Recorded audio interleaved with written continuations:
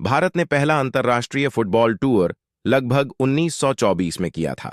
फिर लगभग 1930-1948 में बिना जूते के खेलने वाली एक छोटी सी टीम अचानक 1955 से 1962 के बीच इतनी कैसे बदल गई कि कुछ ही साल में जापान और साउथ कोरिया को हराकर 2 अंतर्राष्ट्रीय गोल्ड मेडल जीत लिए। और ऐसा क्या हुआ उन 11 सालों में जिसे हम आज भी भारतीय फुटबॉल के गोल्डन ईरा के नाम से जानते हैं।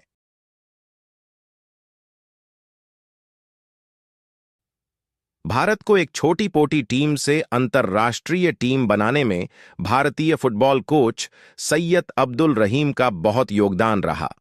1909 में हैदराबाद में जन्मे अब्दुल रहीम ने लगभग 11 साल की उम्र से फुटबॉल खेलना शुरू किया, जिसके बाद वो उस्मानिया यूनिवर्सिटी फुटबॉल टीम का हिस्सा बने, जहां वो 11 हंटर्स नामक टीम के साथ खेला करते थे। अब्दुल रहीम को पढ़ना भी पसंद था, जिसके बाद उन्होंने ग्रेजुएशन की और स्कूल टीचर बन गए। अब यहां तक आपको कहानी अजीब लग रही होगी, मगर अब यहां से भारतीय फुटबॉल टीम का सुनहरा वक्त शुरू होने वाला था। अब्दुल रहीम ने लगभग 30 साल की उम्र में फुटबॉल सिखाना शुरू किया। 1939 में विद्राबाल फुटबॉल एसोसिएशन की स्थापना हुई और शिव समार लाल नामक पुलिस ऑफिसर वहां के प्रेसिडेंट बने, जिसके बाद उन्होंने हैदराबाद सिटी पुलिस या सिटी ऑफ नामक फुटबॉल टीम की स्थापना की। हैदराबाद नवाब के समय पर हैदराबाद सिटी पुलिस नामक फुटबॉल टीम हैदराबाद की सबसे प्रभावशाली टीम थी। उस समय भी अब्दुल रहीम कमर क्लब नामक टीम के साथ फुटबॉल खेला करते थे। 1942 यानी कि लगभग 33 साल की उम्र में अब्दुल रहीम को हैदराबाद फुटबॉल एसोसिएशन का सेक्रेटरी बनाया गया। कुछ दिनों के अंदर अब्दुल ने नोटिस किया उस समय पर ज्यादातर भारतीय अंग्रेज के अंदाज यानी कि स्टाइल में खेला करते थे। 1943 में अब्दुल रहीम हैदराबाद सिटी पुलिस के कोच बनने के बाद टीम को नए तरीके से खेलना सिखाया और उसका असर ये हुआ, कुछ ही महीना में हैदराबाद की टीम ने बेंगलोर और बंगाल जैसी टीमों को हराकर ऐश गोल्ड कप हासिल किया। धीरे धीरे वह कुछ ही साल में हैदराबाद सिटी पुलिस टीम देश की सबसे प्रभावशाली टीम बन गई। उस समय भारत आजाद नहीं हुआ था। भारत को आजादी 1947 में मिली, मगर हैदराबाद को वहां के निजाम से आजादी 1948 दिलाई पाई। 1947 तक रहीम एक प्रसिद्ध कोच बन चुके थे, जिसकी वजह से 1950 में अब्दुल रहीम को भारतीय नेशनल फुटबॉल टीम का कोच बनाया गया और अब यहां से शुरू हुआ भारतीय फुटबॉल का सुनहरा पल। 1951 में नई दिल्ली में पहला एशियन गेम्स हुआ, जिसमें जवाहरलाल नेहरू की उपस्थिति में भारतीय फुटबॉल टीम ने ईरान को हराकर एशियन गेम्स का फुटबॉल गोल्ड मेडल हासिल किया। 1952 का दिन आया, भारतीय फुटबॉल टीम ओलंपिक्स खेलने के लिए फिनलैंड पहुंची, मगर यहां भारत की यूगोस्लाविया से बुरी तरह हार हुई। इसका कारण बताया जाता है उस समय भी भारतीय टीम बिना जूतों के फुटबॉल खेलती थी। अब ये एशिया या भारत में ठीक था, मगर फिनलैंड में ठंड बहुत ज्यादा होती है और ऐसी ठंड में बिना जूते के फुटबॉल खेलना बहुत मुश्किल था। और आप भी समझ सकते हैं ठंड में बिना जूते के फुटबॉल खेलना कितना दर्दनाक रहा होगा। टीम भारत लौटने के बाद ऑल इंडिया फुटबॉल फेडरेशन ने सारे भारतीय फुटबॉल टीम को जूते पहनकर फुटबॉल खेलना कंपल्सरी। असर ये हुआ 1956 के ओलंपिक्स में इंडिया ने ऑस्ट्रेलिया को हराकर एशिया की पहली टीम बनी जो ओलंपिक्स के सेमीफाइनल तक पहुंची। ऐसे ही भारत ने 1958 तक एशिया कप में चौथा पायदान हासिल किया। अब्दुल रहीम एक धूम्रपान करने वाले व्यक्ति थे, जिसकी वजह से धीरे धीरे अब्दुल रहीम की सेहत खराब हो रही थी।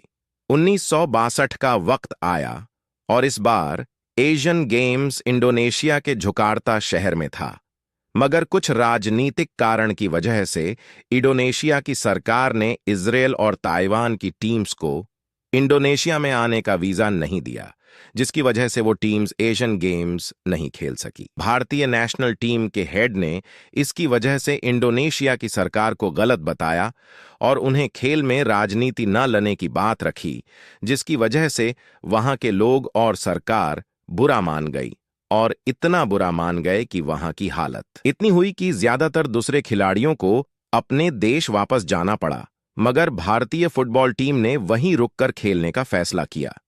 मगर इसकी वजह से यह हुआ कि भारतीय टीम को स्टेडियम तक पहुंचने के बीच में पथराव का सामना करना पड़ा। हालत इतनी खराब हुई कि इंडियन टीम को बस के नीचे सोकर मैच खेलने जाना पड़ा था। भारत का पहला मैच साउथ कोरिया के साथ हुआ, दूसरा मैच थाईलैंड के साथ और तीसरा मैच जापान के साथ हुआ। उस वक्त हालत इतनी खराब थी कि भारतीय टीम को किसी भी जगह पर भारत का झंडा लहराने से या इवन राष्ट्रीय गान गाना भी मुश्किल हो गया था।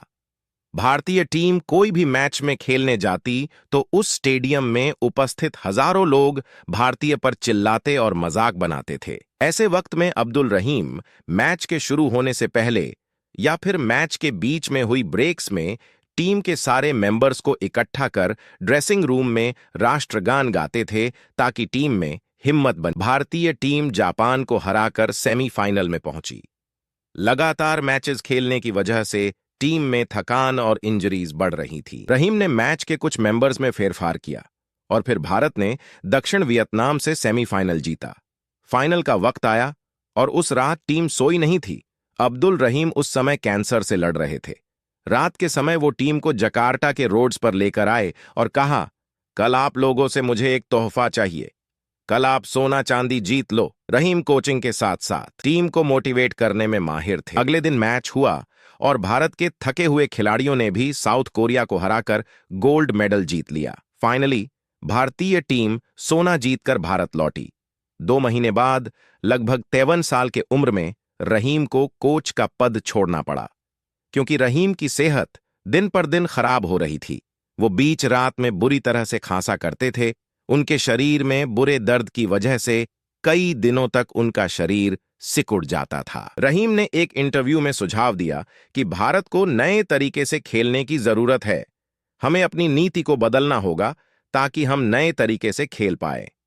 अलग अलग टीम्स के साथ अलग अलग तरीके से कोशिश करनी चाहिए ताकि हम सही तरीके से सीखते रहें। कुछ ही दिनों में रहीम की सेहत बुरी तरह से खराब होने लगी। एक लोकल डॉक्टर ने रहीम को लंग्स का कैंसर बताया और कुछ दवाइयां दी, मगर उनकी हालत बस से बदतर होती चली गई। आखिर में उन्हें बॉम्बे के प्रसिद्ध टाटा हॉस्पिटल में ले जाया गया, मगर वहां भी डॉक्टर्स ने बताया कि वो ठीक नहीं हो सकते हैं।